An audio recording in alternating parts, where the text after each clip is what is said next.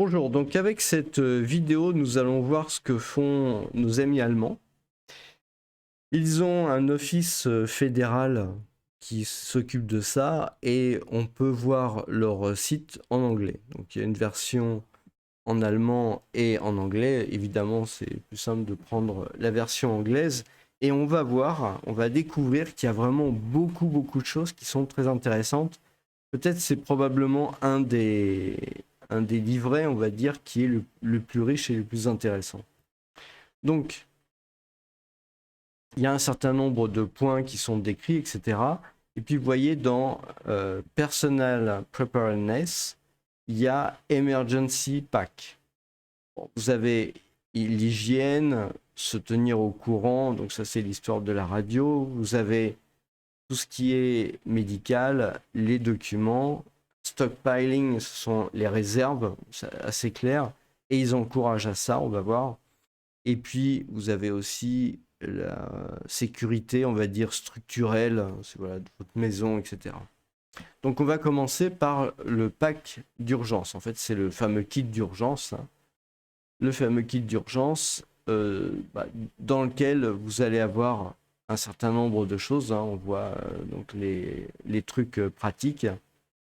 C'est assez classique. Hein. Donc, les médicaments, le first aid, l'urgence, ce qui va être aussi la radio pour se tenir au courant, de la nourriture pour 2 jours, de l'eau évidemment, de quoi cuisiner, un sac de couchage ou une couverture. Moi, je suis pour les deux. Hein. Pas... Bon, le problème, c'est qu'il faut commencer à porter, mais l'idée, c'est d'avoir une couverture en laine, surtout pour l'été, à vrai dire. Ça paraît paradoxal, mais en fait, ça peut protéger quelque part de la chaleur. Et puis, ou, ou protéger, vous protégez la nuit, par exemple. La nuit, il fait chaud, il fait froid en été, dans certaines régions, en fait. Euh, ou quelqu'un de malade, eh bien, en été, il peut avoir besoin de se couvrir malgré tout. Des vêtements pour quelques jours, là, c'est très peu, évidemment. Headgear, c'est ce qui se met sur la tête, des gants, des produits d'hygiène, et puis des masques, et puis voilà, pour les enfants. Vous devez avoir des vêtements donc étanches, enfin, qui protègent contre l'eau, donc ça peut être poncho, ce genre de choses-là. Des chaussures qui sont waterproof. Alors ça, c'est pas nécessairement une bonne chose. C'est-à-dire que le problème des chaussures qui sont isolées, il y en a, hein, c'est typiquement ce qui est avec le Gore-Tex. Elles sont imperméables, elles ne laissent pas passer l'eau, mais le problème c'est que elles ne laissent pas passer l'humidité non plus. Et donc ça peut être gênant. Ça peut être gênant parce que les chaussures peuvent devenir humides et le rester. Alors que si elles sont aérées, si elles ne sont pas étanches, eh bien à ce moment-là, l'eau peut quand même s'évacuer plus facilement. Donc il y a le fait, ils tiennent compte des poussières radioactives hein, ou des substances chimiques. Donc il faut un masque et puis de quoi pouvoir mettre les vêtements dans un panier. Donc à ne pas oublier les documents d'identité, etc. Et surtout donc le guide à propos des alarmes, des, des astres. Et puis vous avez voilà tout un tas de choses ici. Donc on va aller voir ça. Voilà, guide pour la préparation en situation d'urgence et ce qu'il faut faire. Et le guide, il fait en fait 68 pages. Hein, comme vous pouvez le voir ici, 68 pages. Il y a vraiment beaucoup de choses.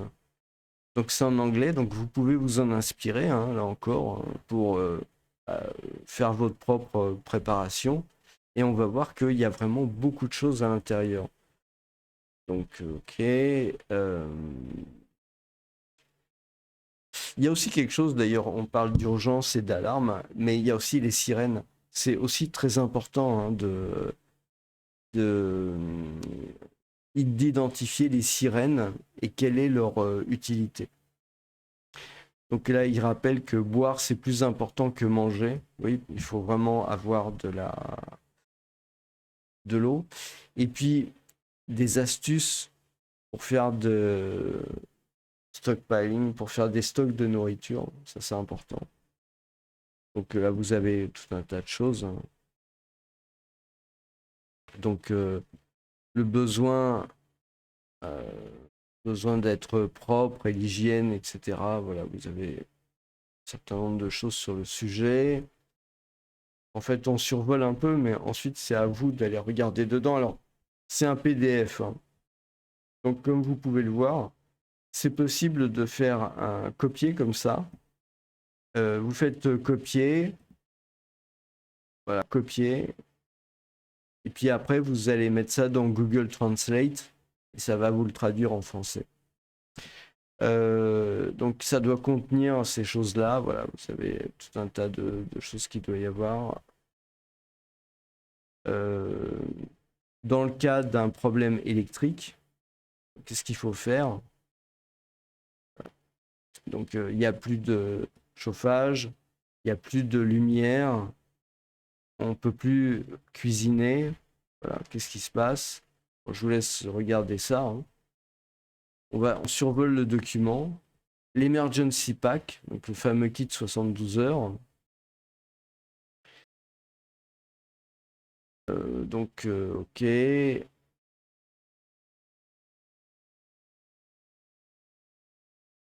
n'y a pas marqué vraiment. En fait, voilà, ils expliquent un peu ce qu'il faut avoir, mais ils disent pas vraiment exactement ce qu'il doit y avoir dedans. Je crois que ça va se retrouver. Donc là, il parle emergency call. Alors, le 112, en fait, c'est un chiffre d'appel, un numéro d'appel d'urgence européen. Donc là, il parle des maisons, voilà, les checklists. Ça, c'est aussi important. Donc, pour ce qui est de la nourriture, eux, ils prévoient 10 jours, hein. 10 jours, donc 20 litres d'eau, euh, les céréales 3,5 kg. Donc, ce que j'aime bien aussi, c'est qu'ils donnent des quantités exactes, hein. Les fruits, les noix, etc. 2,5 kg. Et puis ils expliquent qu'il faut les stocker dans des réservoirs, etc.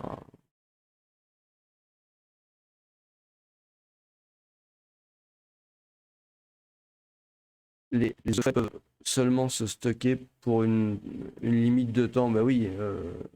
Par contre, il y a de la poudre d'œufs qui peuvent se garder plusieurs années. Ça peut être aussi une solution intéressante. Et puis, tout ce qui est déshydraté, ça peut être utile. Donc, c'est vraiment assez précis. Vous avez une checklist qui va reprendre en fait tous les éléments, donc radio, les piles, en fait batterie c'est piles, vous avez tout ce qui est de l'ordre de la santé, médecine, drugs c'est les médicaments, painkiller c'est pour empêcher la douleur, etc. Les désinfectants, les produits d'hygiène. En cas de coupure d'électricité, donc les candles, les bougies. Il faut faire attention aux bougies, hein, c'est dangereux. Il faut vraiment avoir un support pour qu'elles puissent brûler à l'intérieur et pas risquer de tomber et mettre le feu quelque part. Encore une fois, en situation de stress, ça peut vraiment arriver. Euh... Stove, c'est ce qui permet de faire du feu en fait. C'est un four, un poêle. mettre les documents en sécurité, protéger contre le feu. Il y a tout un tas de choses contre le feu. Et puis, pour l'Emergency Pack, donc vous avez les médicaments, les vêtements pour se protéger, la couverture en laine, le sac de couchage. Ensuite, vous avez les sous-vêtements, les chaussettes. C'est un exercice de traduction. Les footwear, c'est les chaussures, mais alors on a vu qu'elles devaient être étanches. Alors bon, ça peut être des bottes, par exemple. Ah, bon, peut-être pas trop lourdes. Voilà. Ensuite, le nécessaire à cuisiner. Le thermos, ça peut être bien. Ça peut être bien aussi d'avoir une bouteille thermos. Alors, pas nécessairement pleine, mais vous avez des thermos qui sont faits uniquement en métal et qui sont beaucoup moins lourds en fait que des thermos dans lesquels le cœur est en verre. Du matériel pour traiter les blessures. Can opener, donc ça c'est l'ouvre-boîte. Pen knife, c'est un petit couteau. Donc ça c'est les vêtements chauds, la lampe torche, de quoi couvrir la tête, le masque de protection, des gants. Ça peut être utile de prendre des gants anti-coupure. C'est des gants noirs, généralement, vous trouvez ça dans les surplus militaires. Ça permet en fait de saisir les choses sans se couper ou sans se blesser. Ça peut être intéressant aussi en situation de stress, si vous êtes amené à, je sais pas, manipuler des choses, ça peut être nécessaire. Caméra ou téléphone. Ensuite, vous avez les problèmes climatiques. Comment se préparer aux problèmes climatiques. Voilà, comme le feu. Donc ça couvre pas en fait, ça couvre des exemples voilà, de catastrophes naturelles, les inondations. Donc ça c'est intéressant aussi à lire. Vous avez CBRN, Hazardous Substances, donc ça veut dire les substances dangereuses. Alors ça doit être chimique, biologique, radioactif. Et N, je dois avouer humblement, je ne sais pas du tout ce que c'est. Nucléaire, bah voilà. Radiologique et nucléaire, bon, je ne sais pas s'il y a beaucoup de différences. En tout cas, bon, vous avez les combinaisons NBC, CNBC, donc biological, radioactif. Donc là, ils expliquent hein, comment se protéger. Voilà.